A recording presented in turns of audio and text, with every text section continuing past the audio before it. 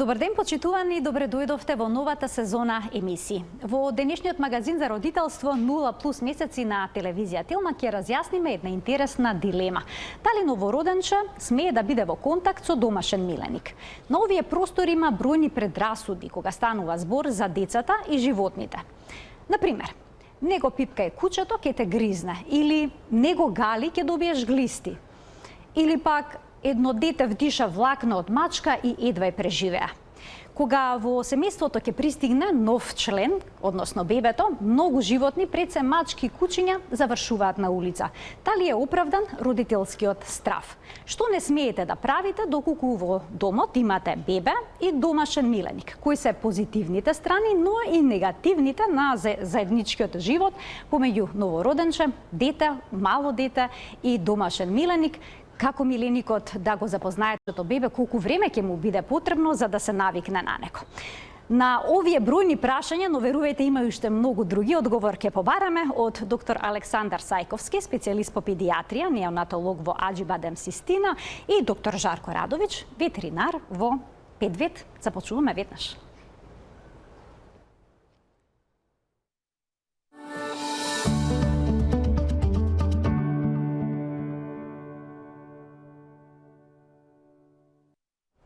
Првиот гостин во студиото на Телма ни е доктор Александар Сајковски.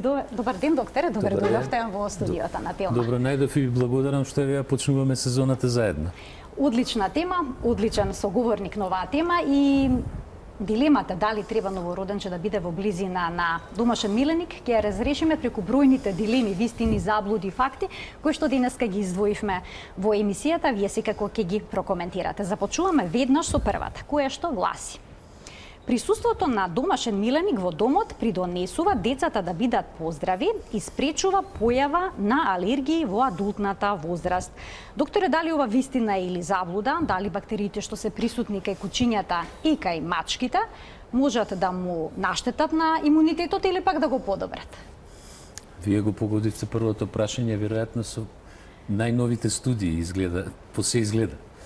Знаете како, морам прво да ви кажам дека ако ја гледате бројката и формата на домашните миленици, најголем број на домашни миленици се кучиња.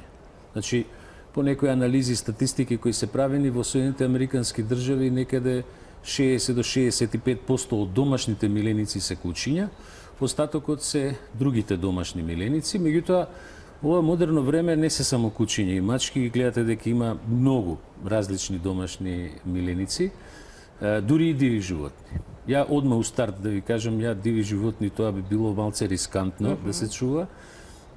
Од една едноставна причина што треба да знаете пред се како со нив и како да се однесувате со нив, нели? Меѓутоа, ова прашање што го поставивте е многу интересно, кое покажа дека во неколку последни студии, една има во Финска која е правена пред неколку години, една во Соединените Американски држави, покажува дека децата кои растат во присуство на кучиња, односно како миленици, добиваат две групи на бактерии, значи имаат поголема количина на тие бактерии во себе, од кои едната категорија, значи посебно, повеќе од дупло се присутни во гастроинтестиналниот систем во цревата кај децата. Едната е карактеристична по тоа што го стимулира имунитетот, а другата влие исто така на имунитетот, но влие и на дебелината. Значи, тоа е една интересна студија, сигурно дека треба да се прават и други анализи и други студии, тоа е несомнено. Меѓутоа е, па од друга страна, 3 пати поголема количина на тие бактерии, позитивни, да ги кажам, бактерии, кај овие деца споредено со оние кои што не се со домашни миленици и се родени со царски рез. Така да, денеска, пак ќе речем, вистина треба уште дополнителни студии и анализи, тоа не е несомнено, покажува дека животот во заедницата помеѓу бебето и предшколско дете на крајот на крештата со некои од домашните миленици е позитивно, е добро, има и други влијанија позитивни, но е нешто што родителите треба да внимаваат. Секогаш има едно но со 3 точки. Ќе продискутираме детално и за тоа но со 3 точки, но претходно би сакала да прашам дали е seедно, дали бебето расте во близина на куче или пак маче? Па, видите, Јас, например, од моите согледувања, вака чисто професионални согледувања, децата е подобро да растат во присуство на куќе. Зборам од аспект на емотивниот нивен развој, затоа што кучињата имаат многу голема интеракција со децата. Мачките имаат помала интеракција. Имаат, но е сепак помала.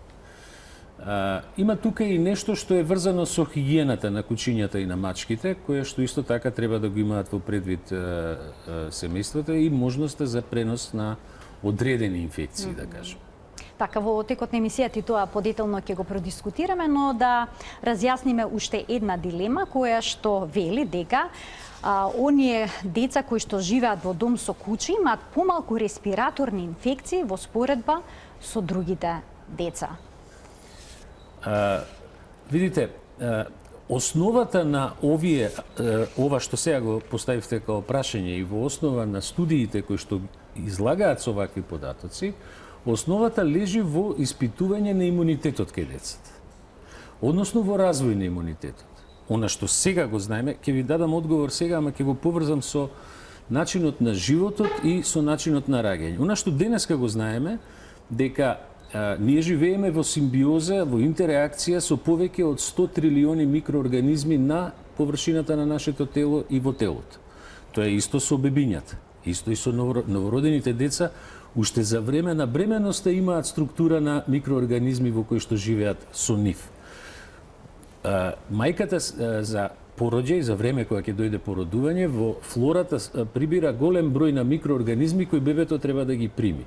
Сите тие се елемент кој што го појачуваат имунитетот и влијаат позитивно на имунитетот кај децата. Затоа велат дека е пожелно бебето да се роди по природен пат на место со царски рез. Затоа тоа е клучот зошто е подобро раѓањето по природен пат. Меѓутоа, кога имате бебе кое што доаѓа дома во присуство на домашен миленик, особено на куче, сега не би сакал да ги замарам гледачите со имињата на сите тие микроорганизми, но има неколку соеви и повеќе стотици микроорганизми кои што живеат кај кучињата, живеат и кај човекот, кај децата, како дел од нормалната флора, меѓутоа кај децата ги примаат од кучињата. Во таа комуникација они ги примаат. И тоа е позитивниот елемент за стимулација на имунитетот. Но пак ќе речам, она преска што рековме, но со 3 точки. Тоа бара, значи не е само да го чувате кучето, например, со бебето или со детето од предшколска возраст, бара и одредена хигиена која што е неопходна и за домашното милениче, така и за бебињата. Домашните миленичиња ги лижат често пати бебињата, децата. Може ли при тој контакт да се пренесат и некои фекални бактерии? Фекоорални инфекции, значи тие може да настанат ако бебето нели лази, да речеме, и дојде во контакт со столица од домашните миленици. И тоа многу зависи дали тие домашни миленици се дома или се надвор, па дома. И тука има големо значење. Но да не заборавиме дека во устната шупљина на бебињата има повеќе микроорганизми отколку што има луѓе на планетава Земја во најнормални вакви околности. Така да тие се зголемуваат за негде 20% кога се во комуникација со домашен миленик, особено со куче. А дали одредени микроорганизми за одредени деца се добри, но за друга група на деца се проблематични? Да, апсолутно да. Има, мислам, неспорно е. Значи, пак, затоа велам, неопходна е хигиена од повеќе аспекти. Значи, домашните миленици треба да се максимално ветеринарно истретирани, значи да ги примат сите вакцини, да им се дадени сите можни оние лекарства за прочистување, особено за паразитните инфекции кои што може да ги имаат во цревата, и оној момент на хигиена во домот, каде што треба да се соберат особено влакната кои што се ослободуваат од било кој од домашните миленици. Опасно е доколку тоа влакно се вдиша? Вие го поставивте тоа како дилема уште како стартно прашање. Влакното на кучето, на мачето или на некој друг домашен миленик може да биде предизвикувач на алергиска реакција. Меѓутоа, знаете како најбизарната ова морам да го споменам, меѓутоа тоа може да се јави во било кое време кај било кого. Најбизарната алергија која е опишана во медицината е кај еден пациент возрастен човек во Соединетите Американски држави кој на возрастни години станува алергичен на влакно на косата на неговата сопруга. Тоа е вака една од најбизарните алергии, а камоли на куче или на маче. Впрочем, ние во целата пулмоалергологија и кај децата, еден од елементите кои што се испитува кога некој дете има алергија, има алергиски ринит или има астма или има хроничен бронхит, еден од елементите е алергија на влакно на куче или на мачка. Или на влакното од сопругата, од косата од сопругата. Продолжуваме понатаму, доктор, уште една вистина или заблуда, која што вели: домашните миленичиња се корисни за менталното здравје на децата. Епа на кој начин тие влијаат за да биде подобро менталното здравје, кое што е се поактуелно овој период? Во улогата на домашните миленици и менталното здравје има најголем број на клинички студии, најголем број на анализи. И тука денеска имаме апсолутно 100% докази дека, пример, деца кои што растат со кучиња се помалку нервозни после. Деца што растат со кучиња имаат помалку агресивност. Ова за имунитетот е уште у фаза на испитување, уште у фаза на поголем број на анализи. Така, велат хипотеза за тоа, да. Се уште не е докажано. Меѓутоа, она што е многу интересно, дека одредени сорти на кучиња се користат во третман на одредени состојби, како што се, например, аутистичниот спектар на болести. Кучињата, особено, например, златниот ретривер е една од тие сорти. Значи, тие кучињата прво имаат еден заштитен однос кон децата. Они се однесуваат заштитнички кон нив. Тоа е прво. И второ, ги смируваат децата. Но она што е од друга страна исто така многу важно, тоа е дека ако родителите на децата, сега збориме за дете кое е веќе предшколска возраст, секое утро и попладне, нели, треба да го шетаат кучето, например, надвор, да го прошетаат. Ако добро е тоа да го прават со своето дете заедно. Затоа што така се ствараат одредени навики и кај детето за тоа што треба утре да прави, нели? Меѓутоа и се ствара еден ритам на функционирање во семејството. И денеска постојат голем број, навистина голем број на препоруки, не само за децата со аутистичен спектар, например деца со церебрална парализа. Постојат одредени комуникативни игри, комуникации со домашните миленици, особено со кучињата, каде што може да дури форми на физикална терапија. Така да денеска апсолутно е докажано дека психолошкото здравје на детето е подобро ако живее со домашен миленик. Во контекст на ова што го споменавте и следниот факт кој што гласи дека секојдневното шетање на куча е еден од начините да обезбедите неопходна физичка активност за вас и вашето дете. Знаеме дека живееме сидечки начин на живот, се повеќе деца држат и мобилни телефони, таблети во рака, така што ова е еден убав начин да се раздвижат и да ја обезбедат физичката активност што е неопходна. Да, апсолутно, тоа е една многу важна работа. Јас мислам дека во вашата емисија имам еднаш кажано, ако се вратите вие некаде 20 до 30.000 години порано, мажот и жената во нивното живење, мажите дневно, за да обезбедат храна, дневно поминувале меѓу 40 и 50 километри. А мајката со децата поминувала меѓу 10 и 15 километри физичка активност, зборам движење. Тоа денеска го нема. Ние сите одиме у самопослуга која е на 200 метра со кола.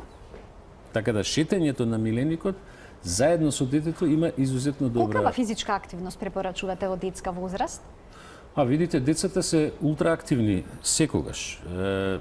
Некои родители ќе речат детево ми е хиперактивно, нонстоп трча, не спие, некои се малце помалце, меѓутоа факт е дека децата треба да имаат што поизразена физичка активност. Пуштите ги нека трчаат. На крај на денот пуштите ги нека играат надвор. Нека се испрљаат. Они антигено ќе се стимулираат со тоа. Нели? Така да, од тој аспект, меѓу другото, и за имунитетот не е лошо да живеат со домашен миленик. со предуслов дома да има адекватна хигиена. Тоа е клучното. Клучно. Одиме понатаму, сега малку ќе проговориме за оние негативни страни кога има миленик во домот. Ќе погледнеме уште еден факт овој пат. Мачките и кучињата може да го изгребат или пак гризнат бебето, односно детето. Што значи новороденче, да речеме, да биде изгребано од животно? Или пак гризнато? Да, тука ни е најголем стравот, да речеме, кога веќе тоа го отвараме као тема, е што кај младите мачиња постои една болест која не е честа, ама е стравотно опасна. Младите мачиња на ноктите може да носат еден вирус кој што при гребење на детето може да предизвикаат една болест каде што има и меѓу другото и воспаление на мозокот. Таа се вика оригинално се вика cat scratch disease, значи болест на огреб од мачка. И тоа е веќе озбилна ситуација. Што е предизвикува? Кој микроорганизм? Тоа е еден вирус, да, кој што живее, обично го има најмногу кај младите мачиња, кај малите мачиња, а тие полесно можат да изгребат отколку возрастната мачка. Тие помалце гребат. Едино ако не им се умешате у храната, па нели, мислам тоа најдобро ќе ви кажат ветеринарите. Гризнувањето исто така може да е проблем, нели, затоа што со гризнувањето самата структура на пљунката и кај кучето и кај мачето и нивна и дел од микроорганизмите може да направат значајна воспалителна реакција. Нормално, ако се работи за угриз на куче кое што не е домашно чувано, не е вакцинирано, тогаш станува опасност од тетанус и оној елемент беснило, нели, ако збориме каснување на улица, да кажем. Обично не напаѓаат кучињата туку така, единствено ако не, мислам сами по себе, единствено ако не се во чопор, нели, тоа можеме да го видиме и секојдневно го гледаме. За жал, на улиците. За жал, да, во градов и во другите градови во Македонија, тогаш они покажуваат одредена доза на агресивност. Негативната страна на кучето или на мачето може да биде онаа компонента на алергијата на влакното, која може да се јави во било кое време, и затоа беше она но со 3 точки дека фактички треба да се одржува максимална хигиена заради потенцијалното вдишување на влакната и воспалителен процес во дишните патишта кај децата, кој што може да предизвика хронично воспаление, а од тоа да се развие понатаму астма. Докторе, доколку детето има склоност кон алергија или пак има астма, паметно е во домот да се внесе домашен миленик? Домашен миленик може да се внесе кај дете со астма, каде што сме сигурни дека тоа дете е алергично, на пример, на полен или на ништо друго. Да. Али затоа е во палитата на анализи во алерголошките испитувања внесено и влакно од куче и од мачка. Обавезно е внесено. Ако минимална реакција постои таму, тогаш веќе е ризик за детето да развие поизразена астма. Тука ќе ги вклучиме и гледачите со нивни прашања. Телефонскиот број е 02-3076-677. Доктор Александар Сајковски е во студиото на Телма. Зборуваме веќе, како што видовте, за една интересна тема. Дали децата, малите бебиња, односно децата од предшколска возраст би требало да бидат во контакт со домашни миленичиња, односно зборуваме за нивното заедничко растење. Докторе, следниот факт вие делумно го објаснивте, но еве се однесува повторно на хигиената и на болеста што може мачките да ја пренесат. Мачката која уринира во затворен простор може да представува опасно за детското здравје. Инфекциите со токсоплазма можат да се пренесат на луѓето. Што советувате кај оние што чуваат мачка во домот, како да го решат овој дел од проблемот? Токсоплазмата е една инфекција која е присутна у цел свет. Мислам, искрено, сегде ја има. Тоа е еден интраклеточен паразит. Тој живее во клетките. Она што е интересно, што може да се пренесе на два начина, вака грубо кажано, кратко кажано. Едниот е ако јадете живо месо, а има во него токсоплазма, значи не е термички обработено, нели бифтек крвав или тартар бифтек, оние живи меса, е загадено со токсоплазма гонди, така се вика, или самите физиолошки потреби што ги прават мачките, они ослободуваат живи токсоплазми, кои што кога ќе излезат во околината за 1 до 2 дена стануваат мултиактивни и единствено може да ги убие температура повисока од 66 степени. Тоа значи дека децата, а тоа е ризикот кај децата, можат со класично на фекално-орална контаминација. Значи, они ќе им падне нешто од, нели, мачкава имала физиолошки потреби, во близина паднало некое јадење, детето го земало и така може да ја внесе. Инаку, самата токсоплазма е многу присутна кај голем број жители, например, на одредени западни земји, каде што се конзумира живото месо. Сега, таа состојба многу често, најчесто, сепак имунитетот успева да се справи со токсоплазмата, меѓутоа може да предизвика значајни заболувања, меѓу кои болести на централниот нервен систем, значи доста изразени тешки клинички состојби кои може да бидат голем ризик за здравието на детето. Како да се справат? Повторно се враќаме на она што го споменавме и пред малку, хигиена. Значи, мачка која живее во надворешни услови е сигурно има токсоплазма во надворешни услови. Тоа значи, мачка која не е излезена од дома, обично сијамките се такви мачки, они, пошто не излагаат, немаат каде да се контаминираат, тогаш тие не се проблем. Так. Меѓутоа, кога прв пат ќе излезе надвор, она лесно и брзо се контаминира со токсоплазма. Затоа е неопходно одржување на хигиена. Хигиената е клучна се, значи да се бориме против патолошките бактерии, а да ги стимулираме бактерии, односно микроорганизми, а да ги стимулираме добрите, да кажам така. Доктор, имаме гледач кој што очекува да се вклучи во денешната емисија со свое прашање. Добар ден. Ало, добар ден. Добар ден, ве слушаме во програма, сте повелете. Ви посакувам убава сезона. Ви И благодарам. вака добри гости. Благодарам.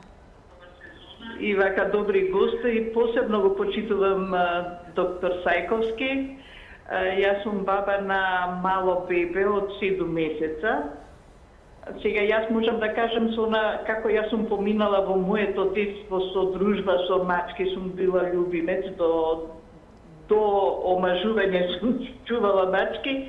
Меѓутоа сега ми е прашањето и делумно можда и одговори докторот, пошто имаат мачка во двор, не во стан, него во двор на куќа. Колку е тоа безбедно за бебето да доаѓа во контакт, затоа што ги знаеме мачки како мачки, нели непредвидливи како жените. А докторот препорача дека кучињата се подобри другари за децата. Немам тука дилеми, него само едно прашање. Зашто се шират информации дека со тоа се подобрува психофизичкото здравје на било кое дете? Не го разбирам тоа многу. Кога е тоа еднонасочна дружба. Значи ти му командуваш на куќето, нема меѓусебна комуникација, например, да одговори куќето, па да има еден диалог меѓу нив. Така. Нели е подобро да се дружат деца меѓу себе. Ова играње со куќе, со маче, ги разбирам тие игри, меѓутоа дружбите со децата како да ги зголемиме и дали тие дружби, еве конкретно Бепчево ни се разболе од корона, сега на 5 месеца короната е прилично малку потешко со температури, дали би препорачале, например, одење во градинка? Ви благодарам за вклучувањето во програма. Ви Ви благодарам што се вклучивте. Гледачката искористи можност неколку прашања да постави. Интересни дилеми имаше и ве повелете. Значи има многу интересни, овдека 2-3 прашања, реално интересни. Значи прво, дали доди у градинка? Да. Градинките се места каде што децата се социализираат. Значи, колку порано го пуштите детето во градинка, толку подобро за него. Подобро ќе се адаптира. Знаете, најлошо е да пуштите дете во прво оделение, во ова модерно време зборам сега, да пуштите дете во прво оделение без да претходно оди во градинка. Многу тешко ќе му оди адаптацијата. Тоа не било така порано, пред 200 или 300 години, ама децата повеќе се дружеле. Тоа е дел од ова прашање што го постави гледачката. Значи, најдобро е децата да се играат меѓу себе. Меѓутоа, имате во предвид една работа, дека децата знаат да бидат и предшколски деца и школски деца знаат да бидат малку себични. Гледаат сами за себе, нели? Многу често се случува да деца кои што имаат одредени пречки во развој бидат на некој начин отфрлени од околината. Особено преска тоа што го споменав, да речеме деца со некаков аутистичен спектар на заболувања или класичен аутизам. Заради тоа комуникацијата со милениче е добро, иако е еднонасочна. Ја се слагам потпуно со гледачката, апсолутно не постои бољи начин на комуникација отколку дете со дете. Меѓутоа, имате една ситуација која е многу интересна. Пошто и она чувала домашни миленици, јас сум чувал, и сите од прилike сме имале. Вие имате една ситуација која е многу интересна. Куче кога чувате дома, отидете у друга соба, вратите се за 5 минути, тоа се радува како да не ве видело 5 дена. Кај мачката го нема тоа радување. Мислам, тоа се на крајот на криштата и такви карактерни особини на милениците, нели? Кучињата имаат протективна, заштитнички се поставуваат во однос на децата. Јас, например, сум гледал добермани, кои што се, нели, кога ќе го погледнете вие страв, да видите како женка и мажјак доберман чуваат бебе. Значи, не може никој да му приде. А како се умилкуваат со него, мислите дека е нивно бебе. Мислам, сакам да кажам, има едно давање на љубов. Еднострана е, се слагам со тоа што рече гледачката, значи кучето не збори, не комуницира, меѓутоа ја пренесува љубов. Така голема љубов и среќа чувствуваат децата. Знаете, ние сме го зборале тоа, многу пати кажуваме дека децата имаат само две желби. Имаат желба за љубов и храна, ништо друго. Така. Значи тоа треба да им го дадеме на децата. И градинката која што утре треба да даде една социјална компонента во која што сега пак учителките, односно наставничките и негователките се тие кои што треба во тек на денот да ја пренесуваат љубовта кон децата. Родителите попладно. Уште еден гледач ке вклучиме. Добар ден. Ало. Ве слушаме во програма, сте повелете. Ало, добар ден. Добар ден. Многу слабо ве слушам, меѓутоа... Ние ве слушаме одлично, така што повелете, поставете го вашето прашање. Ало, добар ден. Добар ден уште еднаш. Кој е вашето прашање? Да запрашам, поздрав до докторот и до вашата емисија, до вашата телевизија. Благодарам. Вака, имавме угриз.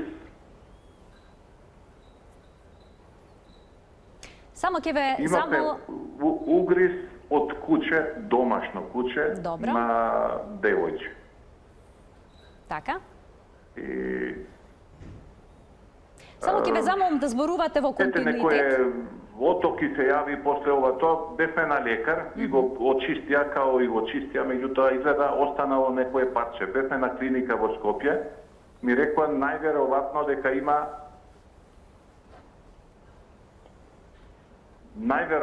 дека има нешто оставено од самите заби при самиот угриз на самото куче. Цераплаптазе пиеше, со тие најаките. Така, и сега вашата дилема е што понатаму во овој случај, како да се реши овој проблем. Ви благодарам за вклучувањето во програма. Доктора, што советувате во овој случај? Угриз од куче и мачи, било кое животно на крајот на денот, несомнено може да доведе до воспаление на местото на угризот. Значи, факт е дека структурата на микроорганизмите, љунката е различна. Значи, видите, комарец ке ве касне, па имате воспалителна реакција, нели, со чешење. Јас не би бил сигурен дека е останато парче од заб, затоа што кучињата имаат многу подсврсти заби од нашите заби. Веројатно е целиот тој оток и таа воспалителна реакција од самиот угриз и од воспалителната реакција од околината и од структурата на микроорганизмите. Да, тоа некогаш има потреба да се лечи, некогаш има потреба да се даваат антибиотици, да се дадат овие лекови како што е серопептазен, или за да се намали отокот и така натаму. Меѓутоа, веројатно е детето сигурно добро. Ако се работи за куче кое е вакцинирано, тогаш помал е стравот. Еве, ај така да се изразам, од аспект на некои други болести, например на тетанус или беснило. Беснилото е најголемиот страв, да кажам, во тој дел.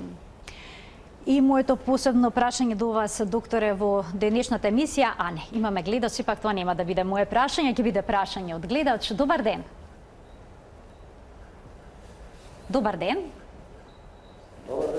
Ве слушаме во програма сте, да го слушнеме вашето прашање. Интересира каде, на која клиника работи докторот? Така, каде можете да го најдете? Да дојдеме кај него на консултација или испитување. Ви благодарам за вклучувањето. Докторот работи во приватната болница Аџи Бадем Систина. Моето последно прашање е за денеска. Докторе, во случај кога бебињата почнуваат да ползат, што препорачувате да се направи во домот? Дали да се отстранат килимите постојано или да се пребришува подот? Што да се преземе во тие моменти? Идеалното решение кое е? Идеалното решение е да направите една голема коцка. Каде што ги ставите оние сунгерчиња као пазл што се, нели? И детето пуштите го тука. Босо, нормално. Што погол. Значи, не кондурчиња. Значи, босо да гази. И кога проодува, и кога тргнува да проодува, е најдобро да проодува босо.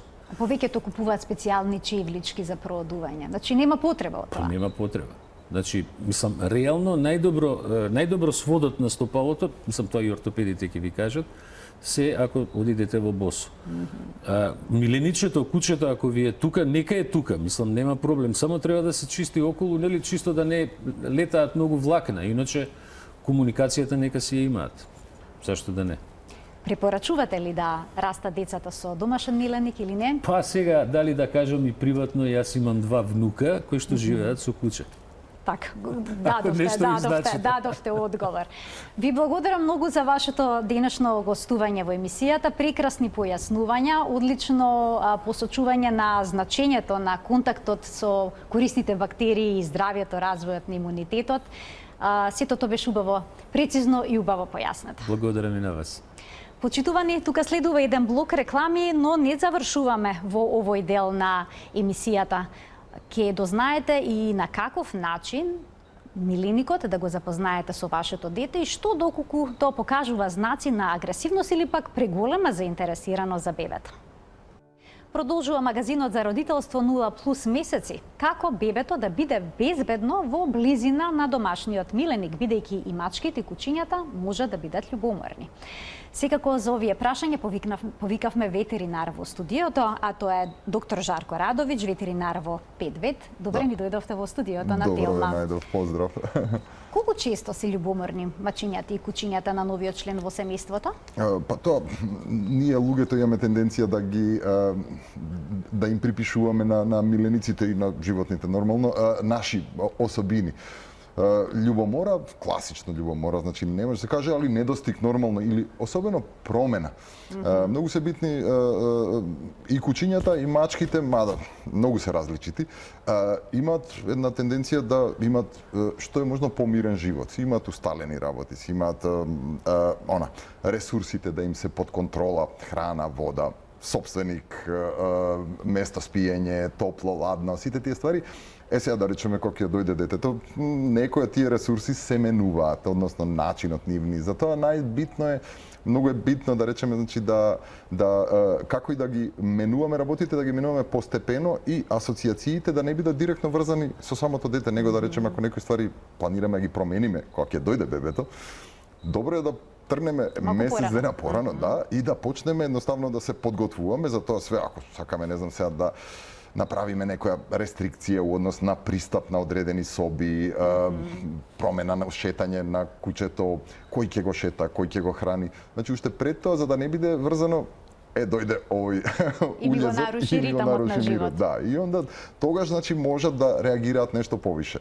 А инаку овака нормално подложни сме на менување. Ја за време на една кучка чување моја, јас се оженив, добив 2 деца и све тоа беше во текот на незиниот живот, што значи дека се преселив од кај моите, посебно мислам да се менува и место на живеачка и све, али значи сите тие ствари, кога збориме сега за директно овој аспект на промена кога доаѓа бебето, значи добро е да не се врзе едното со другото. Тоа е нешто као смерница. Еве од ваше искуство, како го запознавте вашиот миленик со бебето? Што треба да направат родителите во таков момент? Како тоа да изгледа? Да, директно мојата ситуација да ја кажам за првото доаѓање дури не ми ни текнува како идеше, бидејќи тогаш кучката у станот со моите додека живеевме, значи имаше една слобода и сега да се движеше, така да не ни знам кога се запозна. Она помири со сите ствари, веднаш ги веќе чувствуваше сите ствари промената. Пред тоа сопругата дојде, која што ги направи поголемите промени, бидејќи одеднаш кучката не можеше да спие секаде, па се ограничи на одредено. Али за вториот син кога дојде, значи веќе бевме сами живеевме и сите тие ствари и знам дека спалната нејзе и беше уште у старт, значи недозволено место, али тогаш кога дојдовме со Никола, со вториот, значи го ставивме у креветче и она дојде и почна да њушка околу, али баш онака сам не директно и дури она некако кај незе се гледаше, се исправи на две нозе и не го гледа бебето доле, него њушка околу и после тоа полека се спушти надоле, издушка, се трне на страна, после тоа веќе некако све си иде природно и нормално. Обично колку време му е потребно на миленикот да се адаптира на новиот член?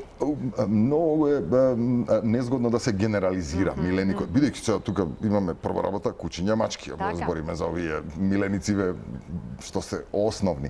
А да не збориме сега дека и помеѓу кучињата и мачките има прворасни разлики, значи зависи од зашто се направени, колкави се поголемина и сите тие ствари, а втора работа имаме индивидуални разлики. Имаме од една раса куча кој што ќе биде, не знам, мирно, сталожено, нема гајле, со доверба знаеме дека можеме да го пуштиме веднаш до миленикот, знаејќи како у суштината е некое наше искуство, како пред тоа реагирало на сите такви ситуации, додека го шетаме, кога има интеракција со други деца, ако веќе имаме дете, значи со претходното дете каква е интеракцијата, и тогаш скоро да нема резерви. Меѓутоа, ако имаме куче, тука и ајде една општа поделба. Големите раси на кучиња дефинитивно се далеку посталожени, позаштитнички настроени кон такво неако суштество кое што ќе го почувствува дека веќе негово дома не е гостинче, не е, значи тоа за ден-два веќе јасно му е и на кучето дека тоа не е тука само да дојде и да си отиде, него веќе тоа е домашен член и после тоа веќе станува толку заштитничко кучето што може дури кај збориме за големите раси, да застане помеѓу нас кога ќе дојде нели малце ќе подпорасне детето и ние нешто го караме или ово, да се на негова страна. Баш така. А додека малите кучиња мора се направи некоја дистинкција дека и кај нив има нормално кул кучиња сталожени едно друго, меѓутоа као бебе речи си, мислам, не може да се каже невозможно, али нема животното никогаш да има тенденција да го повреди бебето, бидејќи од она што спомнавме љубомора или нешто такво. Него единствено што може тоа е прва работа да ако е младо куче да повредата настане, али пак бенигна повреда, да настане заради тоа што сака на некој начин да се заигра или да проба да добие некоја интеракција од бебето, али тоа да речеме нормално, кога имаме таква категорија на куче, онда контролирано треба да бидат дружбите. А додека да речеме ако кучето е онакво нервозно по дефолт, у тој случај треба да внимаваме. Најчесто кучињата се повлекуваат кога единствено проблемот со овие малите раси на кучиња. А што покажат агресивност или пак нетрпение, треба се скараат? Дефинитивно, мислам како и на се друго, значи тоа куче не ни е право додено кучето, па онда бебето, значи веќе имаме некој искуство со него. И нормално дека кога у таа заедничка живеачка има еден куп работи кои што на почетокот нас ни сметале додека да се прилагоди кучето, додека да успееме да го научиме како што треба. Некој поише, некој помалку, значи не може да се каже дека сите кучиња ќе ги научиме како што треба, али се трудиме секогаш, значи и овој однос исто така контролирано требаме да му покажуваме на кучето што смее, што не смее, докаде смее да иде, докаде не. И тука баш да се постават некои граници, јас се одвоив и некои факти, можеме да ги искоментираме. Имаме низа факти кои што се поврзани со начинот на адаптација помеѓу домашниот миленик и новороденчето, односно бебето, што треба да се направи во тие моменти и да погледнеме вели немојте да форсирате интеракција и не го изолирајте песот од бебето. Еве да започнеме од тука. Точно. То Значи, изолација никако? Изолација, Ке реагира миленикот во тие моменти доколку изолиран? Повторно, значи, Негативно? оние ресурсите кои што ги имал миленикот пред тоа. Ако миленикот бил пред тоа изолиран, односно, ние сме решиле дека у таа соба нема, еве кај мене беше спалната. Не благодарение на мене, сопругата беше таа што решаваше, али тоа беше компромисот. И да речеме, ете, тогаш не е значи дека тогаш го издвојуваме. Него се издвојува, значи, малието спална спие, али у дневна е пола време, нормално нема седиме сите у спална заради него таму. И нормално дека после тоа, али да не го издвојуваме, се доаѓаме у дневна и кучево трни го на страна или затвори го или не знам што. Тоа веќе е удар на оние ресурси кои што кучето си ги имало пред тоа и на кои што е навикнато. И може да доведе до проблем. Така, да. Никогаш не го оставајте бебето на само со домашниот миленик. Тоа го начнав преска, значи нема генерализирање нема на тоа. генерализирање, Него едноставно зависи. ако знаеме каква доверба можеме да имаме у него и дали некои непредвидливи работи можеме. Играчките на мачето и кучето, чувајте ги подалеку од детските. Тука веќе добро, бидејќи ово спаѓа исто во делот на ресурсите. И сега, доколку кучето си ги има своите играчки, мачките поретко имаат некој врзување за играчки. Мачките се сосема посебна една приказна која што самостални се и дефинитивно не би рекол дека се опасни, освен ако не знаеме од пред тоа дека не знам при контакт доаѓање на гости има проблеми со понашањето на мачката, онда нормално треба да бидеме предпазливи, па евентуално кратење на ноктите у тој период со цел да нема она случајно закачување или нешто такво, мада општо земено мачка која нешто не е потаман се трга. А додека кучињата сега тие нивни играчки може да има, особено кои вие малите раси на кучиња, да има некаков заштитнички момент кон тие играчки. Сега овој дојденецов, ако ги чачка, значи тоа би требало да се пази или да се внимава да биде на некој начин под контрола. Не, по дефолт не сме дете со играчките на кучето, али ако знаеме дека кучето и на нас ни реагирало пред тоа или на гостите кои што дошле реагирало лошо, дете агресивно или заштитнички Треба да бидеме внимателни. Тогаш треба да бидеме внимателни. Споминавте да си сечат ноктите, тоа се прави кај мачките? Да. За жал, во домашни услови тоа може го завршат родителите или треба да посетат ветеринар, служено ли У тоа? суштина може релативно лесно и у домашни услови, се зависи, а може да не се заврши и кај ветеринар, затоа што има некои мачки кои што се страшно опаки и тогаш може да и со седација, па да се скратат. Едината лоша работа е што тоа би збореле за оној првиот момент додека испипаваме, бидејќи за недела до две на кај мачката веќе израснуваат нови нокти. И онда значи тоа ако го правиме континуирано, може да се прави и континуирано, али да речеме за тој првиот момент контакт која не сме сосема сигурни како ќе реагира, во ред е да се скратат ноктите, да. И моето последно прашање, какво е вашето искуство? Семејствата кои што имаат куче при доаѓањето на нов член се одлучуваат да го задржат или пак прават некакви поинакви комбинации? Или мачка? За жал имам примери у блиска околина, дури на колеги кои што кога добија дете кучето го дадоа некаде. Мислам, тоа многу ми е негативно. Добро, тоа бе и други години, стар човек со више, тоа беше пред 20 на 30 години, што значи дека верувам дека трендот не е сега, бидејќи ништо посебно не се менува. Значи, ако сме го имале кучето или мачката пред тоа, апсолутно можеме, би требале да бидејќи тоа е едно живо суштество кон кое што сме земале одредени одговорности, кое што е целосно зависно од нас и мислам не е доаѓањето на детето причина да се откаже од миленикот. Освен ако нема некој, не знам, сега здравствени причини како што спомна докторот пред тоа, значи во реде би било, не знам, сега ако се алергии некој кој што има тенденција да се влошува работата, во реде, али не ни на прва, и тоа го имав искуство во текот на живеачката, ова што зборев со доаѓањето на децата, а кучката е веќе тука. Значи ете од лекарите ни биде кажано дека сега првото кашлање, кучето е тука, значи има различити пристапи, пак тоа беше многу одамна, али углавном освен ако има добри докази дека кучето или мачката се причина за одредена состојба, не никако превентивно откажување од миленикот. Јас ви благодарам што одвоивте време и што денеска гостувавте во магазинот за родителство 0+ месеци за да ги појасните сите овие работи. Ви благодарам на поканата. Почитувани, ова беше се во денешниот магазин. Се гледаме секој работен ден на Телма во понеделник во 0+, а од вторник до петок во Телма амбуланта. Имајте пријатен ден.